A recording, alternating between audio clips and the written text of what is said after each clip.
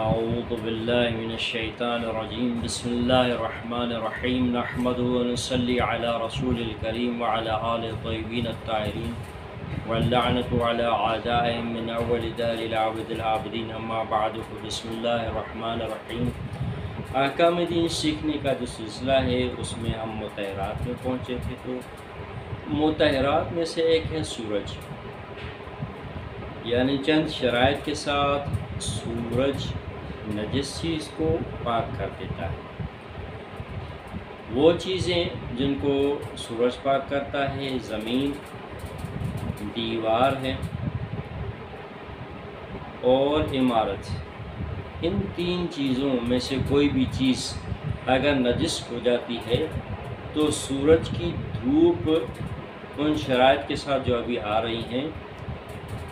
اس کو اگر خشک کر دیتی ہے تو وہ چیز پاک ہو جاتی ہے۔ پہلی شرط یہ ہے کہ جو چیز نجس ہے اس کو پہلے تر کیا جائے، اتنا تر کیا جائے کہ اگر کوئی دوسری چیز اس کے ساتھ لگتی ہے تو اس کی تری اس میں منتقل ہو سکتی ہے، اتنا تر کیا جائے۔ اگر پہلے سے تر ہے تو اس تری کو سورج کی دھوپ خشک کر دے تو وہ چیز پاک ہو جاتی ہے۔ یہ پہلی شرط۔ دوسری شرط، تر کرنے سے پہلے اس پر جو نجاست تھی عین نجاست کو دور کیا جائے، اس سے عین نجاست کو صاف کیا جائے، اس کے بعد اس کو تر کیا جائے، یا عین نجاست دور کرتے دوران اس کو ترک کر لیا جائے۔ تیسری شرط وہ یہ ہے کہ سورج بذات خود اس پر لگے بنا کسی رکاوٹ کے، یعنی سورج کی دھوپ بنا کسی رکاوٹ کے اس نجس عمارت، نجس دیوار یا نجس زمین پر لگے اور اسے خشک کر دے۔ بس اگر کوئی پردہ بیچ میں حائل ہو جاتا ہے یا گھنا بادل جو ہے بیچ میں حائل ہو جاتا ہے اور پھر وہ خشک ہو جاتی ہے چیز، تو وہ خشکی کسی کام کی نہیں، وہ اس کو پاک نہیں کرتی۔ البتہ پردہ اتنا باریک ہو کہ اسے رکاوٹ نہ کہا جائے، یا بادل اتنا باریک ہو کہ اسے رکاوٹ نہ کہا جائے کہ نہیں یہ رکاوٹ نہیں ہے بلکہ دھوپ نے ہی اس چیز کو خشک کر دیا ہے، تو اس صورت میں وہ چیز پاک شمار ہوگی۔ اس کے علاوہ چوتھی چیز یہ کہ سورج بذات خود بنا کسی اور وسیلے سے، بنا کسی اور چیز کے اس کو خشک کر دے۔ سورج کی دھوپ اس کو خشک کر دے ہوا وغیرہ کی مدد کے علاوہ۔ بس اگر وہ چیز خشک ہو گئی ہے، عمارت، زمین، دیوار جو نجس تھی اس کو سورج کی دھوپ نے اور ہوا نے مل کر خشک کر دیا ہے، چاہے وہ ہوا قدرتی ہو یا مصنوعی ہو، پنکھا وغیرہ کی ہوا جو ہوتی ہے، تو اس صورت میں بھی وہ چیز پاک نہیں ہوگی۔ خشک تو ہو جاتی ہے لیکن پاک نہیں ہوگی، بس صرف اور صرف سورج کی دھوپ اس کو خشک کر دے۔ البتہ اتنی معمولی ہوا ہو جو عام طور پر ہوا ہوتی ہے اور کہا جائے کہ نہیں یہ تو معمولی سی ہوا ہے اور حقیقت میں سورج کی دھوپ نے اسے سکھا دیا ہے، خشک کر دیا ہے، تو اس صورت میں اس چیز کو پاک، یعنی دیوار اور زمین وغیرہ کو پاک شمار کیا جائے گا۔ پانچویں شرط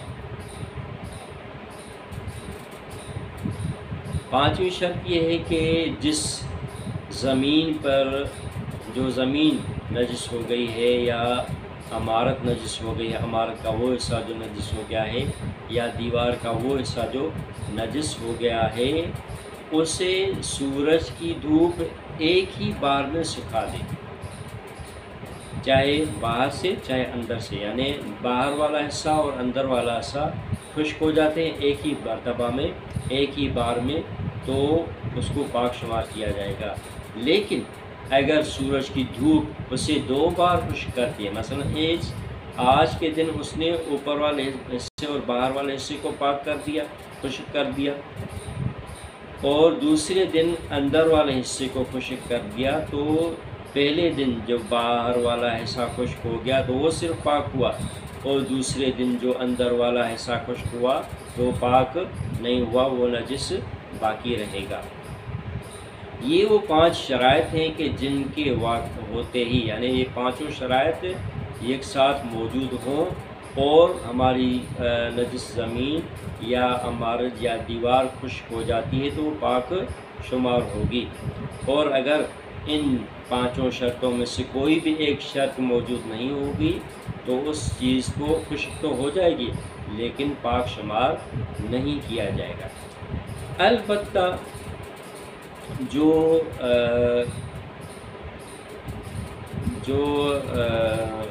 کھجور کے درخت کی باریاں جو بنائی جاتی ہیں، کھجور کی درخت کی جو دریاں نماز کے لیے، نماز وغیرہ کے لیے بنائی جاتی ہیں، یا ایسے بچھونا بنایا جاتا ہے جس میں دھاگے نہیں ہوتے، وہ اگر نجس ہو جاتی ہیں اور اس کو آپ نجاست صاف کرنے کے بعد، یعنی ان 5 شرائط کے ساتھ گیلا کر کے دھوپ اسے خشک کر دیتی تو وہ پاک ہو جاتے ہیں۔ لیکن وہ دریاں جو دھاگے کے ساتھ بنائی گئی ہیں تو اس کی دھاگا جو ہے اگر نجس ہو جاتا ہے تو وہ پاک سورج لگنے کی وجہ سے نہیں ہوگا۔ اسی طرح اگر درخت نجس ہو جاتا ہے، زمین میں جو گھاس پھوس ہے وہ نجس ہو جاتا ہے تو اس کا بھی حکم یہی ہے کہ وہ پاک نہیں ہوتی، اسے پانی کے سوا دھوپ پاک نہیں کرتی۔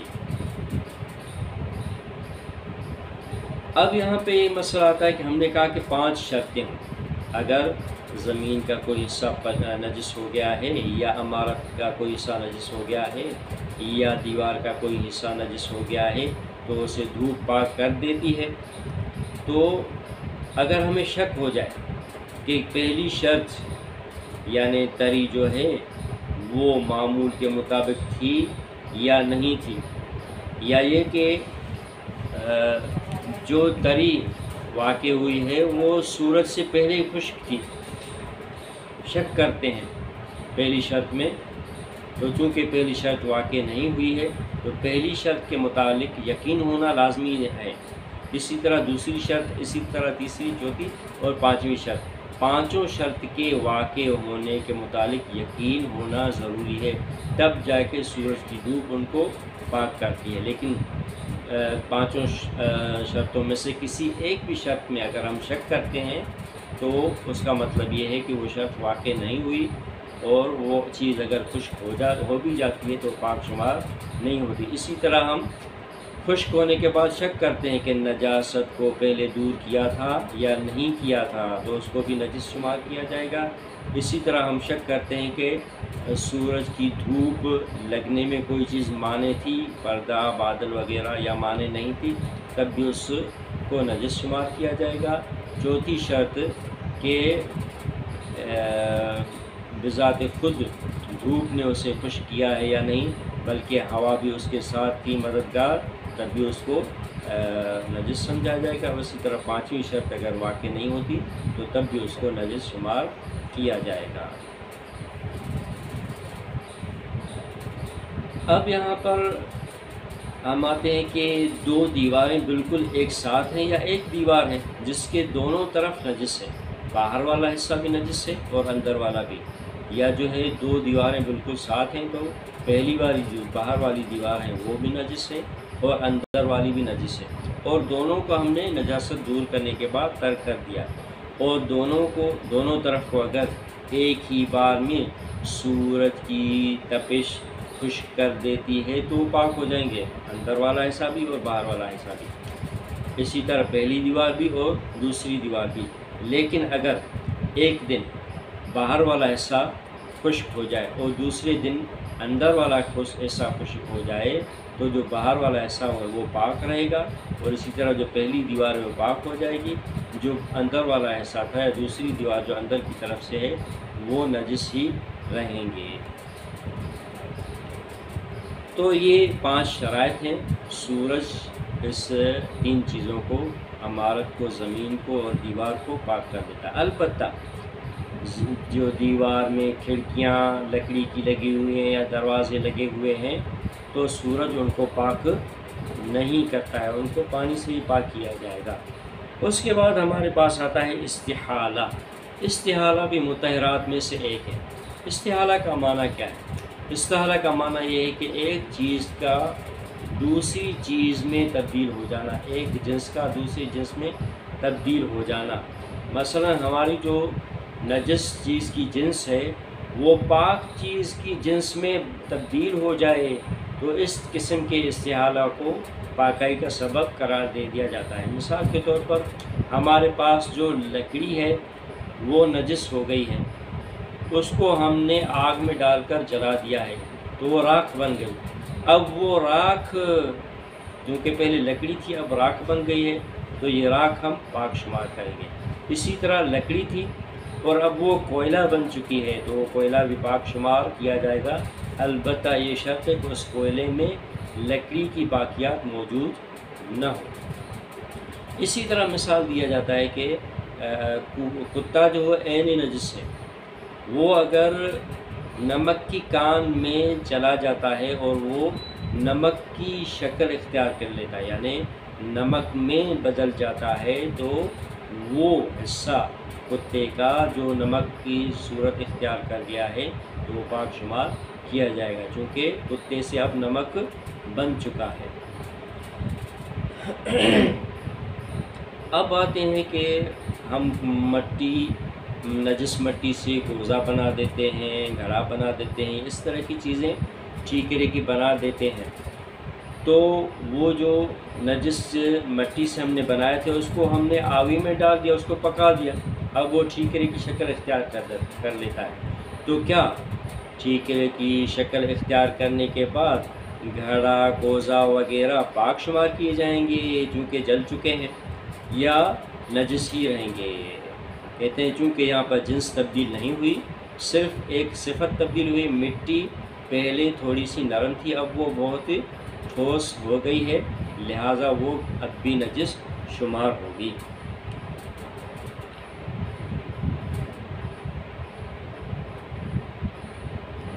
ایک اہم مسئلہ یہ کہ ہم کسی چیز کے استحالہ واقع ہونے میں شک کرتے ہیں کہ فلاں چیز نے دوسری پاک چیز کی جنس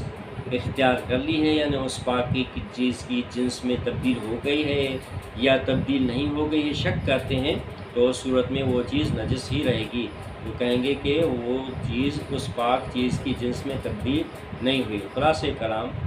یہ ہے کہ آپ کو علم ہونا چاہیے کہ نجس چیز نے